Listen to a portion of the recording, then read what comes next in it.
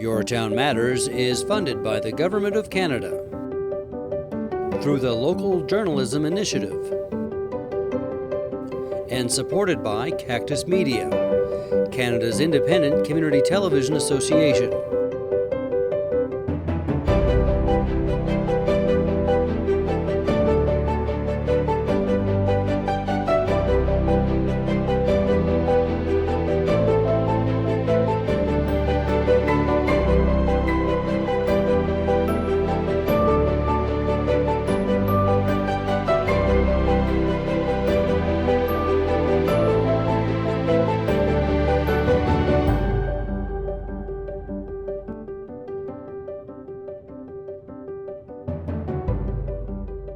I'm Vicki Hogarth, and welcome to Your Town Matters. My guest today is the Mayor of the town of St. Andrews, Brad Henderson. Thank you, Brad, for being here again today. Well, thank you for having me. I always like this opportunity. We'll start off by talking about a challenging topic, which is recent break-ins into vehicles in St. Andrews. There were a number of cars recently that I know there wasn't a lot stolen, but it was things like loose change, anything that could be found around the glove compartment.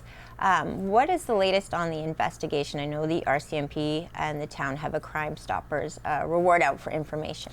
Yeah, so, to your point, maybe nothing of any significant value was taken, but from someone who has had, when I lived in other places, their car gone through, it's kind of the feeling it gives you when someone goes onto your property, goes through your belongings, and that's probably the worst part of it, so I can completely relate and understand. So right now where it's at is the police are aware, obviously. A number of people did report it. Some people originally didn't report it, but we kind of did a little bit of a public share, a bunch of us did, and very fortunate that a lot of people have since called in just to get the scope of it out. I haven't got results yet from the RCMP other than there's been, in my mind, some leads. Myself, I've actually looked into them myself, the leads that there are. Being completely candid, I think a lot of people know who these individual is that is leading this type of activity. The truth is, in our community, it's a very, very small number of people that are doing it. It's frustrating because these same individuals continue to do this type of activity. It's frustrating to see no results actually happen for things that actually send real lessons. And the individual that many believe that did this activity in the community, I got approached just the day before yesterday, and there was a witness saying they saw them doing it again just a couple days ago. So it's frustrating. I can speak that some of the individuals are that are doing this activity in our community are youth. I do know of a young individual back when I went to high school that made a bad decision, just one bad decision, and actually got juvie is what we called it back then. We're not seeing that today. We're not seeing any actions in our courts that gives me any confidence that things are going to get better. It's bigger than a St. Andrews issue. It's bigger than a New Brunswick issue, to be candid. But what I'm also hearing is when it's youth, that the likelihood of any real preventative justice happening is even that less significant. So I'm extremely frustrated. I obviously was very, very vocal about the RCMP and the role they do, and I think there is always an opportunity to improve. In St. Andrews, we now have 5 officers as a community. For a small community, that's a lot of officers. So you do want that police presence, but we all saw the arrests that were happening over the last year. These people that would have a warrant out on Facebook, they were literally arrested or apprehended. And then 3 weeks later, there's another post saying they were looking them for something else because the courts had them, they let them go, and with no real, theft under 5,000 with no real consequences. I'm not so sure that that people are getting the message. And I really do think that this is a safe community to live in. But when the same small group of people keep getting away with things, it does take away from your sense of kind of the community and why we chose to live here. Mm-hmm. Now, if I look at St. Andrews, would I rather be here than anywhere else? Yeah, we're still very fortunate. But I guess the thing that we can all do is be eyes and ears for each other. A lot of people really don't report crime. Mm-hmm. If you're not reporting crime because it's minor, it could be a gas can taken in your backyard, report everything. So when we meet with the province, when we meet with Minister Chris Austin, they look at the number of incidents in the area. If you're not calling it in, we don't have a business case. So people have to call in. The other thing too is times aren't the same. The days when I grew up, when you could leave your house door unlocked, unfortunately, the reality is that's not the times we live in, not St. Andrews, across Canada. So you do have to minimize. You can't be a crime of opportunity, meaning that, you know, you do have to lock your doors at night. All of these people, and again, I've done it, all these cars, from my understanding, get broken into. There was no broken windows. It was just unlocked car doors. If you lock it, you can't, you know, you wouldn't have been a victim that night, unfortunately. Again, not putting the blame on the victims, but we do have a role to play. If we make it easy, we make it easy. So I'm beyond frustrated. You can probably see it in my voice. I'm not pulling any punches. Between, like I said, the courts, bigger police presence, but also the lack of addiction services we have, a lack of mental health. And I'm not saying if you have mental health issues that you're doing this, but you put that all together in a blender and you can see why this problem is growing. And the truth is, it's going to continue to grow until we actually do something about it as a community, but also as a country. And I heard from a number of residents who did have their car broken into, but they didn't call the RCMP for two reasons. One, they didn't lock their doors, so they felt a bit to blame. Two, it was just loose change that was gone. But you would recommend that even if that's the case, they should call. Does it give the police a record of where they've gone or help with the investigation? It does for sure. And the other thing is it might show a pattern of travel. So someone may have a camera along a certain way. So it might actually help link who these individuals or individual is. But that's the other thing is check your cameras. Just because you never got broken into, because maybe your car door was locked, if you have a camera, you might be able to help your neighbor out by getting someone coming in your driveway at night, checking your door handle. I know I checked mine. There was no activity where I live in the subdivision, but I got to think that more and more people are getting cameras. So it's a shame we have to go that way, but I know the downtown businesses, the BIA, in partnership with the town of Sayers, we're putting more cameras up every year. And the truth is, the cameras are probably one of the best resources we have when it comes to either missing persons or incidents like that. So I'm not downplaying it. I think communities around us might not have seen the crime increases coming. We're still a safe community, but I can honestly tell you I see it coming because nothing's happening. And there's that fear too, maybe of escalation. If we know we can get away with X, it could be maybe homes next. Homes next, and then the other thing is you've got a threat of vigilante justice. And one thing we've seen there is the courts are pretty big to slam the book at people that, you know, I'm not saying to do it, but the courts certainly take that fairly seriously. So it's frustrating for people. So I'm not hiding anything. I feel like majority of the people where it's something's got to change and we need it to get better. And right now, really nothing's changed. I will say the RCMP did a much better job over the last year and a half of posting pictures of people and helping the public help them find these individuals. We need to keep doing that, and the truth is looking out for each other, reporting everything. I know you might feel silly leaving your doors unlocked, but the more we have to say crime's increasing, the more resources we can ask for. They had new officers across the province. I'm really looking forward to that. It's like 60 new officers between St. Stephen to Fundy Shores, which call it La Pro area, to all of the islands, to Macadam. We got one officer out of them. So I was really hoping forward to that, moving the needle. As much as one officer is appreciated, that's a big area. It's not going to move the needle. And that data, like you said, even if we report these break-ins, could lead to, if this happens again where we do get more officers, if there's data to support the need, it could be useful down the road. Yeah, and again, it also, to your local town council, it could show a message that we need to invest more in RCMP. But with that being said, that's something I'm reluctant to do because we pay for an extra officer. The officer probably could be in another community just as much as they are here. Despite how we have a municipal police contract, we are on a regional policing model. Our officers, you could call any given night, they might be in St. George, they might be in St. Stephen, and vice versa. Theirs might be here, but for the most part, because there seems to be a little bit more activity there, there's a lot of times you call and they're not in our community. So I actually have an opportunity to meet with the superintendent of the RCMP, and I'm going to continue. Again, I've seen improvement. People may say it's not good enough. I totally respect that, and I do agree with that. But I will say that the RCMP has made an active effort, and it's been the courts that have let us down, in my opinion. You've also been actively involved in dealing with power outages that we've experienced, particularly in 2024, a series of them, and at peculiar times. Usually in summer we don't see as many as we do. And I know you've been very active in getting NB Power to come to the community to explain to residents, because I think you're taking on that role of explaining what you've been told has been happening.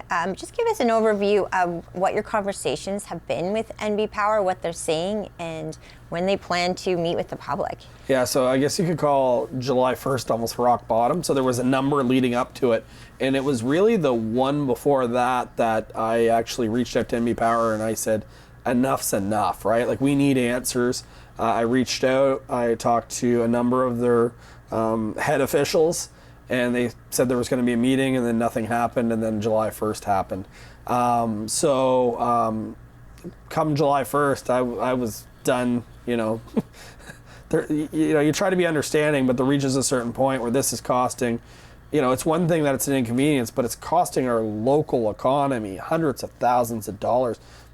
July 1st was probably $100,000 plus dollars, like easily six figures that one day in lost revenue. It was 12:30, it was peak time. So I, again, maybe it's Brad's problem week, but I was at the end of the line. That this cannot continue. But I will say the response since then has been very positive. I don't think a lot of communities have a public meeting where they get to go around. So I think they did respond and realize that this is not okay for our residents. And we could talk about what we pay for power. The cost is going up, the service is going down. That's going to add to the frustration. But the fact that they're coming on August 21st and giving people an opportunity between 6 to 8 p.m. to come, and they're planning to set up stations. I hope CHCO is there. Be hard to cover versus a meeting, but what we don't want is like a room full of people that are just there to say your rates are up. We want people to actually go and understand, but also to give them feedback. So I don't have the exact station breakdown now, but one will probably be, this is how the power grid works.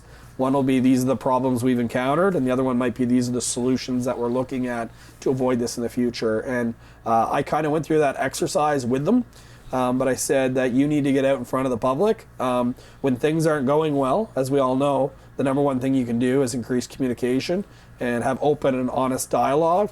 And I actually didn't anticipate this meeting to happen with the public, but there was no pushback at all. They said, we will do it. Despite how I'm frustrated with the services we've got, I just can't say it enough when I have opportunities like this. This has nothing to do with the frontline workers that we see up in the poles in the middle of the storm. So if anyone's an NB Power employee, please don't take exception to that. We appreciate everything you do. And then even our key account manager, his name's Bob Scott. Bob Scott I talked to on Christmas Eve, Christmas Day, Boxing Day, and July 1st this year. He answered my call every time. Despite how the service has not been good, him as a key account manager always taking my call on those days. There's not a lot of organizations that actually are able to do that or do that, so I do have to recognize him. But if you're a business owner, that's all great. The reality is I'm losing money. This can't continue. And I will say that there is a slight chance, as at the time of filming, that we could lose power. But the fact that they were proactively let me know so I could extend the word in the community.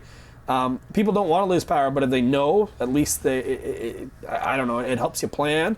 And the other thing is you can give a pushback to say we don't want it at lunchtime, right? So, you do it late afternoon, early morning, but don't do it in between because it can really disrupt businesses. So more to come on that. And I will say that it does, when they go through the solutions, some of the problems they have is they are investing in making sure that this doesn't happen again.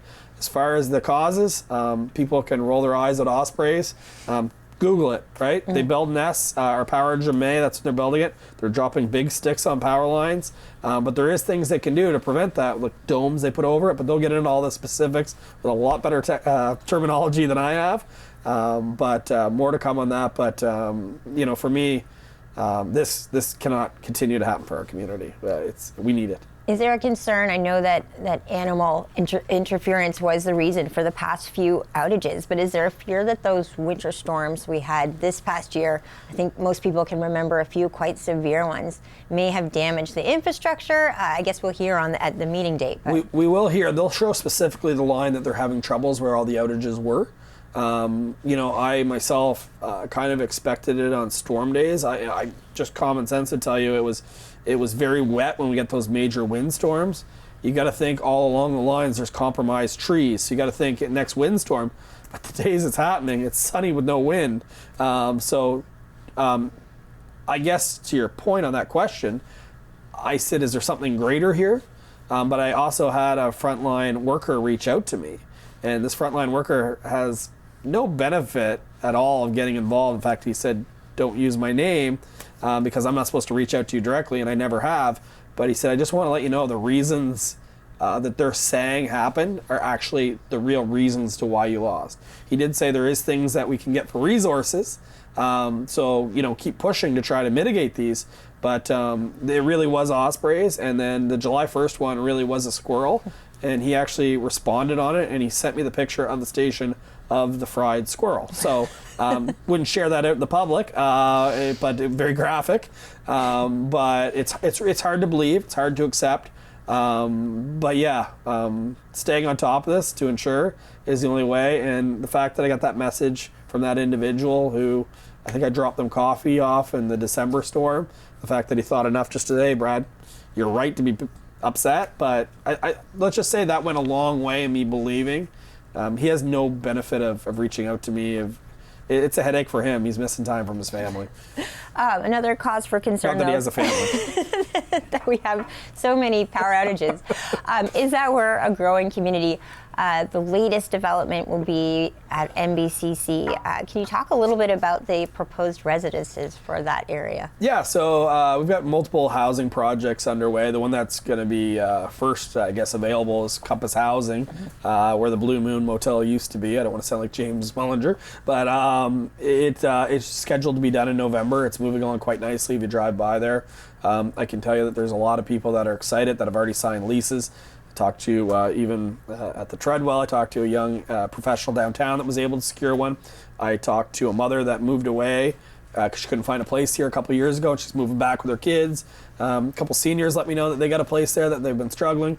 So I'm really excited to get that one off the ground. But as far as specifically to your question, the New Brunswick Community College, it's moving, but it's moving very, very slow. And we kind of knew that when we made the decision to join with a private developer for the Compass Housing.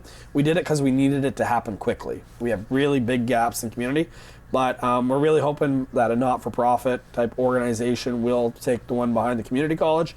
And the truth is the municipality doesn't want to fund it themselves. So right now it's actually in the design phases. Town council had a discussion. The big debate was 3 or 4 stories.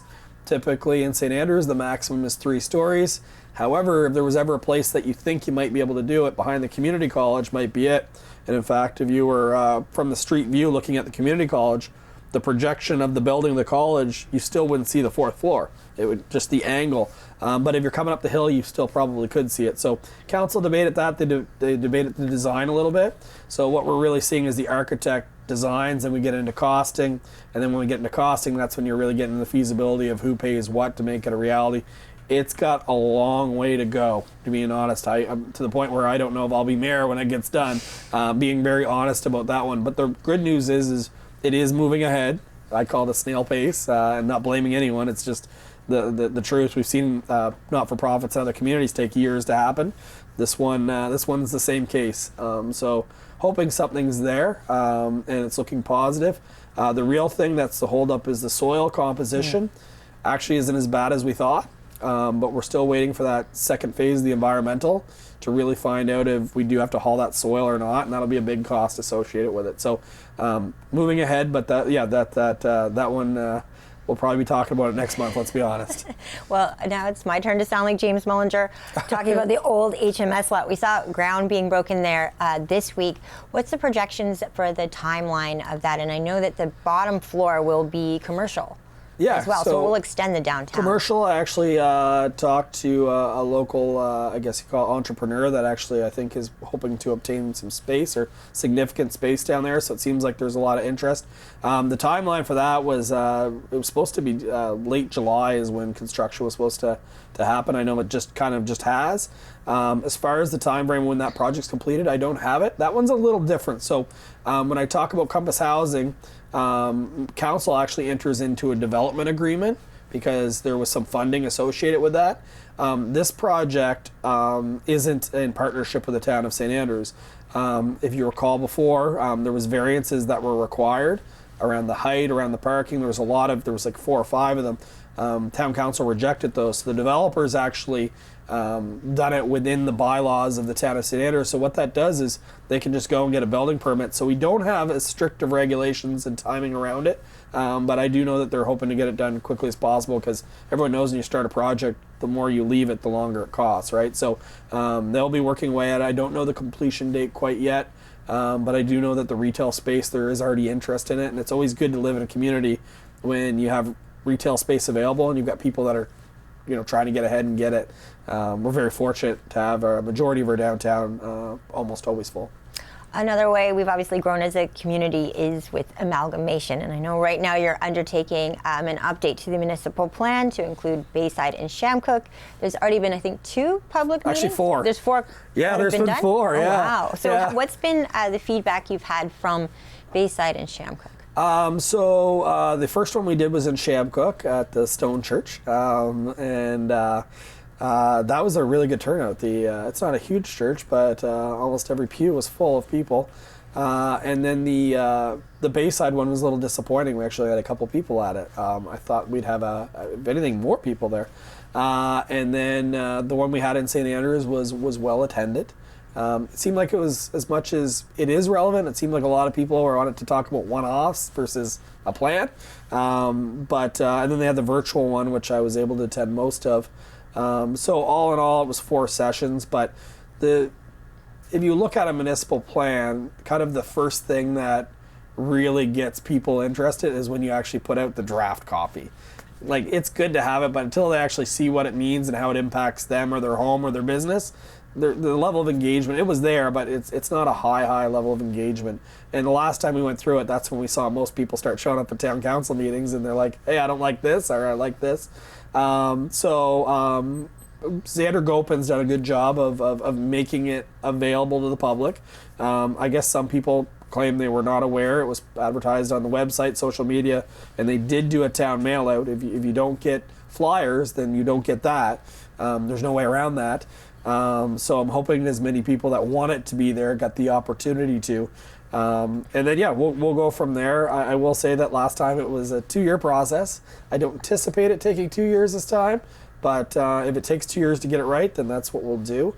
The fact that we have a St. Andrews municipal plan that's only a couple years old, to kind of drop a grenade on it and blow it up, that might not make sense because that was based on engagement from the public. I think the real question is there's a couple things in the old St. Andrews, we'll call it, that we wanted to tighten up.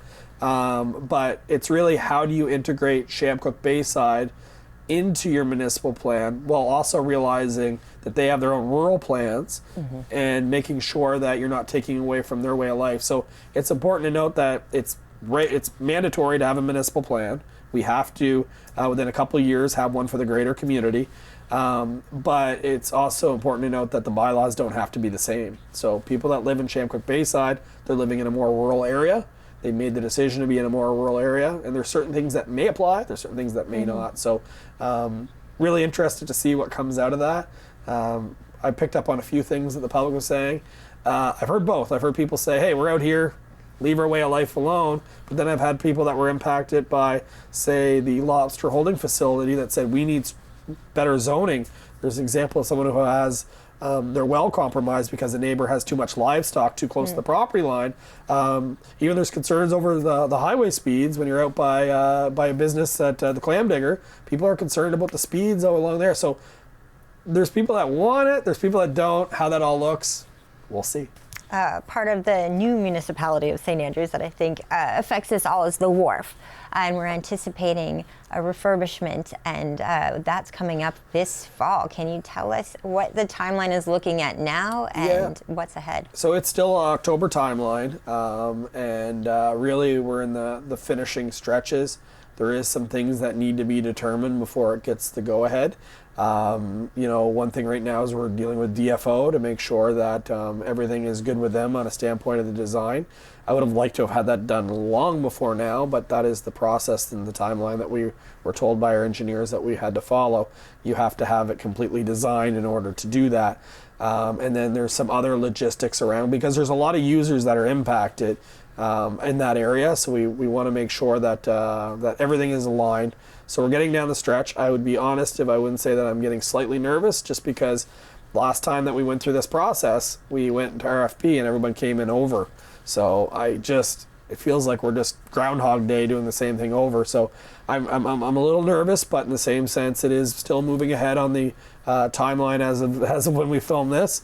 The real thing is it can't be delayed too late into winter, because that will impact our following season. And council did pick an option, and the public did pick an option, the same one. Majority of people felt the same way as council, in which the businesses are least compromised in the downtown. So I bet you probably next month when we sit down to do this again, I bet you I'm going to be able to really give you some hard concrete. This is the date, and we're getting pretty close to going up for proposals to be able to say this is the company that's doing the work, or at least leading the work. So it's moving along, but still a long process on that one too. And we are in the thick of summer, the busy season in town, and you wear many hats. You're the mayor, but you're also the managing director at Kingsbury Garden and Kira Amphitheater. So you have your finger on the pulse of how the season's going. How has this summer been, and how does it stand up to others? Well, I think it's going to be a little misleading, because I don't know if you've ever seen the numbers that are kind of used for our community, but Kingsbury Gardens visitation is one of the indicators, because we keep it, and the province tracks it, and they almost look at us and say, this is how St. Andrews is. I don't think that that's a real pulse of what's happening. So last year we had the forest fire, and then we all prayed for rain, and we got 30 straight days of it. Well, Kingsbury being an outdoor attraction, it wasn't a solid start to the year. This year we've had fantastic weather. So if you actually look at visitation at Kingsbury Garden, it's up 50%. Even paid admissions up 33%. So it's not just people going to the restaurant. So we look like we're St. Andrews on fire. But I've talked to some businesses downtown, and we did have a fear that with people with the cost of living right now, people are having to make hard decisions on their dollars. I think that we are feeling it a little bit, and I bet you a lot of businesses would agree with me. And I have talked to the Algonquin Resort, and they say that it is a little bit slower. But I've also talked to people that have businesses in PEI, and a lot of them are reporting that it's down 20% as well. So the truth is, I don't think people have as much money, but day trippers are such an important part. We saw during COVID. It's not a terrible year by any means. If you go downtown, there's still people around. My early indication is, I think as a community as a whole, it's slightly down is my assumption, but it's probably not a surprise. Well, I always appreciate your time, but Brad, you are on track to be my most frequent guest of 2024 already. Yes. Thanks for being with me today. Appreciate it. My guest today has been the mayor of the town of St. Andrews, Brad Henderson. I'm Vicki Hogarth. Thanks for watching Your Town Matters.